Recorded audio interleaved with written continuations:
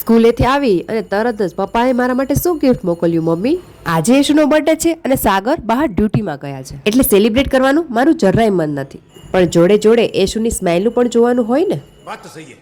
શિલ્પા દીદી આવ્યા છે તો ઘણા સમયથી અટલ બ્રિજ ફરવા જવું છે એવું કહેતા હતા, એટલે મેં કીધું આજે જઈ આવીએ અને ત્યાં જ કેક કટ કરી લેશું. પણ હજુ તો ત્યાં પહોંચતાની સાથે જ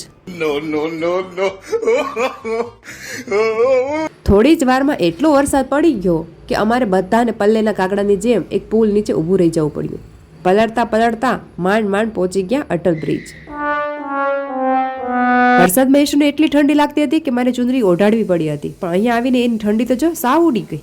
અને મને કહે કે મમ્મા મારા ફોટા પાડો, કેમ કે આજે મારો બર્થડે છે. હવે માંડ માંડ વરસાદ રહ્યો છે તો આ ફોટા પાડવાનું મૂકી અને બધાથી પેલા કેક કટ કરી લઈએ. એટલે મસ્ત લોકેશન મળી ગયું, એટલે ત્યાં જ અમે બેસી ગયા. પણ યશુનું ધ્યાન અત્યારે ફોટોમાં ઓછું અને કેકમાં વધારે હતું.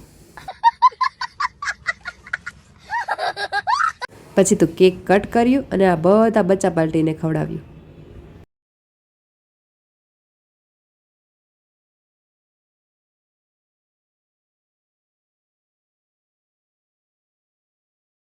બધાએ કેક ખાઈ લીધું, પણ અમારે આરવભાઈ તો આજે રીસાઈ ગયા છે, તો કેક ખાવાની પણ ના પાડી દીધી. અને આ ટાબરિયાને અહીંયા સાચવવા બહુ મુશ્કેલ કામ છે, એટલે મેં કીધું વધારે નથી રહેવું, જલ્દી જલ્દી ઘરે જતા રહીએ, બાકી પાછો વરસાદ આવશે તો અહીંયા જ ફસાઈ જશે.